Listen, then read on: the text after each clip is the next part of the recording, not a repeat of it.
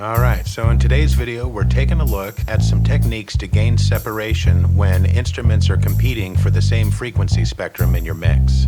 Now, as engineers, we have lots of tools to deal with this. We have EQ and panning and so on. But these techniques that I want to share with you are a little more subtle and creative, and they have really broad implications to other situations. So let's get right into it and I'll show you what I'm talking about.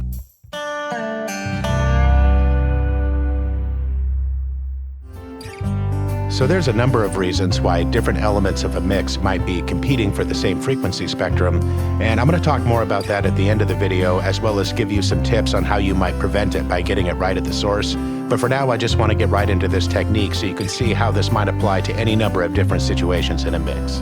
Alright, so this is the intro to a pretty soft song, and most of what's driving this intro are these two guitars. And in this example, what we're dealing with is, unfortunately, the exact same guitar recorded the exact same way in the same situation. Now, the first guitar is just strumming softly with a pick, and the other one was recorded with gentle finger picking, and unfortunately, they're in a similar register. The finger picking is playing notes that are slightly higher, so that helps, but they're not naturally mixing themselves very well. So again, this is our example for today, but the way that we're going to manage this, you could apply to a whole bunch of situations. So let's take a look at the frequency spectrum on these things. Alright, so this is the strumming guitar. And this is the finger picking guitar. And you can see they're both very soft, they're both very gentle. They sound okay, it's not the greatest, but you can obviously see where they're competing for the same frequencies in the spectrum. So I have them panned slightly differently, just about 5% left, 5% right, and I have them EQ'd slightly differently, so there's little peaks and valleys for each one to occupy, but they're still competing a little too much. It still sounds like one homogeneous guitar playing two different things. So to get more separation here, the easy solution would be to pan them further, harder apart, and to EQ them more dramatically differently. But say you want to avoid that for any reason, like I don't want it to be a distraction for the listener, I don't want hard panning in this case because it's a gentle song and I think that just sounds weird. So here's a couple techniques that are going to offer you some more subtle and creative separation methods, and more importantly, I think you're going to see how you could apply these two techniques to different elements in a mix. So let me show you what I mean. So back to the strumming guitar. Now, where they're competing in the high range at 9K, what I've done is set up a side chain so the strumming guitar dips out when the finger picking guitar is playing. And they're both kind of constant, but you can see by the dancing of the side chain that there are little times when this guitar will shine through. And by side chaining the 9K frequencies, one being subservient to the other, what this enables is for me to not get any more buildup in the 9K region, which I don't want, but it's also a little more subtle than just boosting one in that area and cutting one in that area, and it keeps a more natural sound. So that is not active right now. You can see it dancing, but it's not turned on. And then on the finger picking guitar, what I'm doing here is having it dip out of the way in that 550 range of the strumming guitar. So these are side-chained EQs, so these guitars can still occupy the same sum total of frequencies, but give a little bit of leeway for each other. All right, and now we're going to play both guitars together with the side chains off, and then we'll turn them on and go back and forth so you can hear the difference. It's very subtle, and like all of these examples in these tutorials, you're going to get the most out of this if you're on headphones or in front of good speakers, but that should go without saying. But here, take a listen.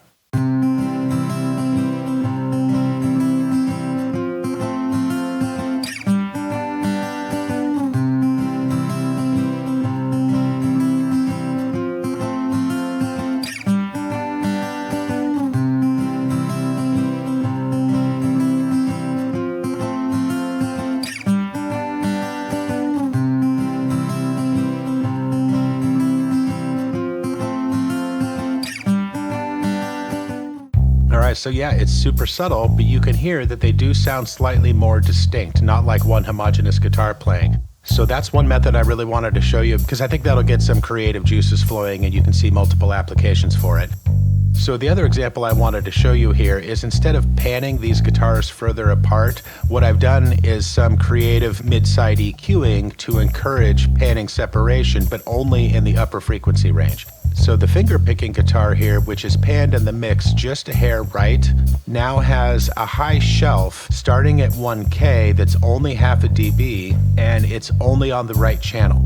And then equally matching it is the exact same high shelf at half a dB at 1K that is dipping out at the left channel. So I'm gaining a half dB on the right and I'm dipping out a half dB on the left.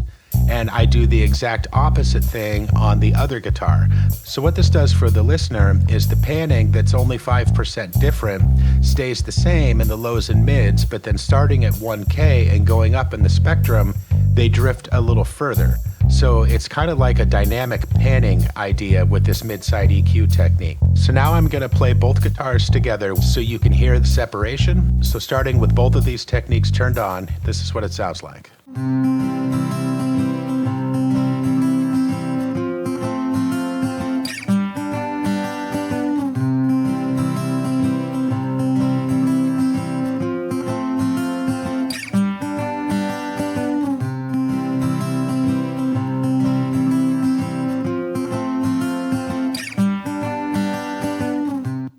And now I'll play you the full mix with the effects turned on, and then we'll turn them off.